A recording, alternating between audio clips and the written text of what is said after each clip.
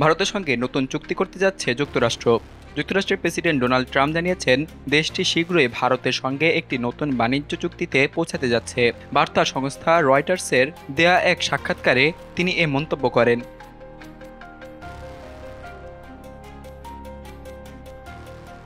ট্রাম্পের বক্তব্যের প্রাসঙ্গিকতা আরও দৃঢ় হয়েছে, কারণ এ সময় ভারতের বাণিজ্য মন্ত্রণালয়ের প্রতিনিধিরা যুক্তরাষ্ট্রের রাজধানী ওয়াশিংটন ডিসিতে অবস্থান করছেন।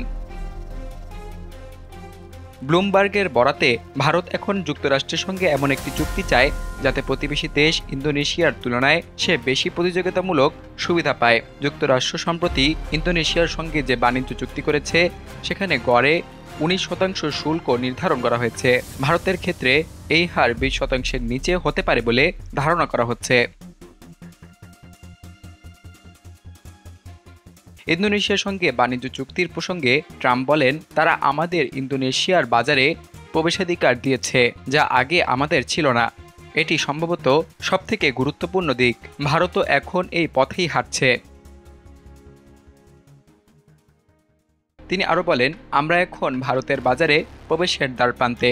মনে রাখতে হবে, আগে আমাদের এসব দেশে ঢোকার সুযোগ ছিল না। আমাদের উদ্যোক্তারা সেখানে পণ্য পৌঁছাতে পারত না। এখন আমরা শুল্ক নীতি পরিবর্তনের মাধ্যমে সেই সুযোগ পাচ্ছি।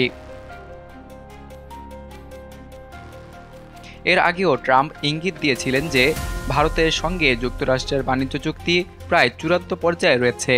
এ বিষয়ে ভারতের বাণিজ্যমন্ত্রী পীয়ূষ গোয়াল এ সপ্তাহের শুরুতে বলেন, আলোচনা দ্রুত এগোচ্ছে, তবে এখনও কিছু ইস্যু নিয়ে দ্বন্দ্ব রয়েছে।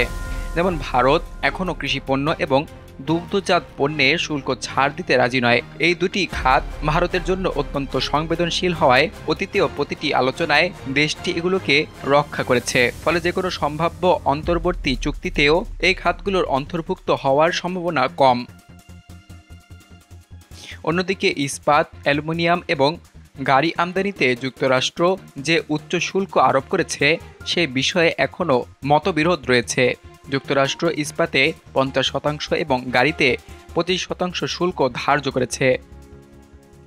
ভারত এ বিষয়ে বিশ্ব বাণিজ্য সংস্থা WTOর কাছে অভিযোগ জানিয়েছে। এর মধ্যে ট্রাম্প প্রশাসন সম্প্রতি একের পর এক দেশকে শুল্ক চিঠি পাঠাচ্ছে, যেখানে তাদের রপ্তানি পণ্যের ওপর শুল্ক হার জানানো হচ্ছে। যদিও ভারত এখনও এমন কোনো চিঠি পায়নি। পূর্ব নির্ধারিত 9 জুলাইয়ের পরবর্তীতে পাল্টা শুল্ক কার্যকর হওয়ার তারিখ পিছিয়ে 1 আগস্ট নির্ধারণ করা হয়েছে। যুক্তরাষ্ট্রের বাণিজ্য প্রতিনিধির দপ্তরের তথ্য অনুযায়ী 2024 সালে দেশটির সঙ্গে ভারতের পণ্য বাণিজ্যের পরিমাণ ছিল $12,920 কোটি মার্কিন ডলার। যুক্তরাষ্ট্র ভারতকে $4,140 কোটি ডলারের পণ্য রপ্তানি করেছে, যা 2023 সালের তুলনায় 3.4% অথবা $140 কোটি বেশি। একই সময়ে যুক্তরাষ্ট্র ভারত থেকে পণ্য আমদানি করেছে $8,740 কোটি, যা আগের বছরের তুলনায় 4.5% অথবা $370 কোটি বেশি। ফলে 2024 সালে ভারতের সঙ্গে যুক্তরাষ্ট্রের বাণিজ্য ঘাটতি দাঁড়িয়েছে $4,570 কোটি মার্কিন ডলার, যা আগের বছরের তুলনায় 5.4% অথবা $240 কোটি বেড়েছে।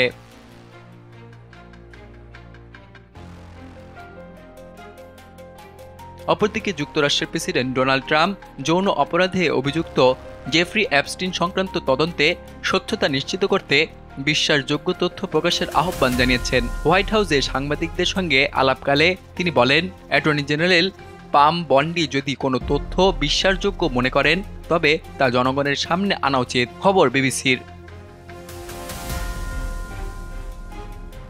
ট্রাম্পের এই মন্তব্য এসেছে এমন এক সময়ে যখন তার নিজের সমর্থকদের ভেতরে অ্যাপস্টিন ফাইল নিয়ে ক্ষোভ বাড়ছে। অভিযোগ উঠছে প্রভাবশালীদের রক্ষায় প্রশাসন এসব নথি গোপন করছে। এর আগে নির্বাচনী প্রচারে ট্রাম্প অ্যাপস্টিন ফাইল প্রকাশের প্রতিশ্রুতি দিয়েছিলেন, কিন্তু সম্প্রতি বিষয়টি আবার সামনে আসে যখন ধনকুবের ইলন মাস্ক সামাজিক যোগাযোগ মাধ্যমে ট্রাম্পকে উদ্দেশ্য করে প্রশ্ন তোলেন, কেন এখনও অ্যাপস্টিনের গোপন তথ্য প্রকাশ করা হয়নি। মাস্ক এক পর্যায়ে অ্যাপস্টিন ফাইল ফাঁসের হুমকিও দিয়ে বসেন।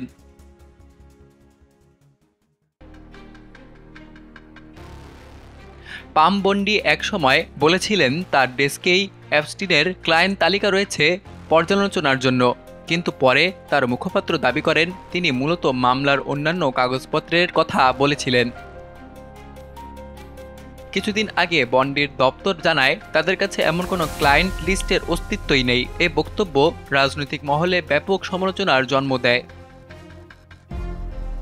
এফবিআই এবং বিচার বিভাগ এই মাসের শুরুতে একটি স্মারকে জানায় তারা অ্যাপস্টিনের ব্ল্যাকমেইল অথবা ক্লায়েন্ট তালিকার কোনো প্রমাণ খুঁজেই পায়নি।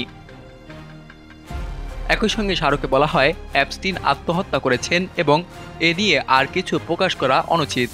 300 গিগাবাইটের বেশি তথ্য বিশ্লেষণ করেও তারা নতুন কিছু খুঁজে পায়নি বলে উল্লেখ করা হয়। এই ঘোষণার পর রিপাবলিকান দলের অভ্যন্তরেও অসন্তোষ বাড়তে শুরু করে। ট্রাম্পের পুত্রবধূ এবং রাজনৈতিক সহযোগী লারা ট্রাম্প বলেন, স্বচ্ছতা না থাকলে জনগণের আস্থা হারিয়ে যাবে। কংগ্রেসের স্পিকার মাইক জনসন এ বিষয়ে অ্যাটর্নি জেনারেলকে ব্যাখ্যা দিতে বলেন, সব তথ্য প্রকাশ হোক, জনগণ নিজেরাই বিচার করবে। মার্জরি টেলর গ্রিন বলেন, আমরা জনগণকে স্বচ্ছতা দেওয়ার প্রতিশ্রুতি দিয়েছি, সেটাই পালন করতে হবে। অপর এক কংগ্রেসউমেন লরেন বয়াবার্ট বলেন, যদি আরও তথ্য প্রকাশ করা না হয় তবে আলাদা বিশেষ কৌশলীর মাধ্যমে তদন্ত হওয়া উচিত। তবে রিপাবলিকানদের একটি বড় অংশ ট্রাম্পের সিদ্ধান্তের প্রতি আস্থা রাখছে। সেনেটর জন থুন এবং কংগ্রেসম্যান জিম জর্ডান বলছেন, বিষয়টি পুরোপুরি প্রেসিডেন্টের বিবেচনার ওপর নির্ভর করছে।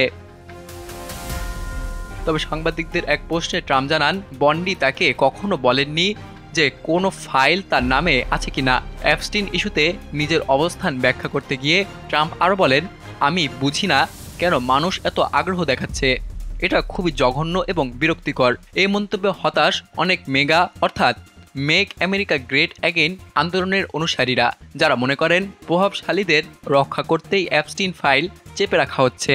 ডেমোক্র্যাট সদস্যরা কংগ্রেসের ফাইল প্রকাশে ভোটের প্রস্তাব আনলেও তা ব্যর্থ হয়। পাল্টা যুক্তিতে রিপাবলিকানরা বলেন, ডেমোক্র্যাট প্রেসিডেন্ট জো বাইডেনের প্রশাসনও এসব ফাইল প্রকাশ করেনি। জেফ্রি অ্যাপস্টিনের বিরুদ্ধে অভিযোগ রয়েছে তিনি আন্তর্জাতিকভাবে যৌন দাসী চক্র চালাতেন এবং প্রভাবশালী ব্যক্তিদের অবৈধ যৌন সম্পর্কের জন্য নাবালিকাদের সরবরাহ করতেন।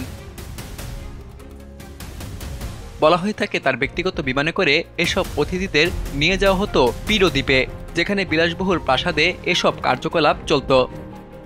অ্যাপস্টিন কেলেঙ্কারিতে ট্রাম্প, সাবেক প্রেসিডেন্ট বিল ক্লিন্টন, বিজ্ঞানী স্টিফেন হকিং, এমনকি সঙ্গীত শিল্পী মাইকেল জ্যাকসনেরও নাম শোনা যায়, যদিও অধিকাংশ অভিযোগ প্রমাণিত হয়নি।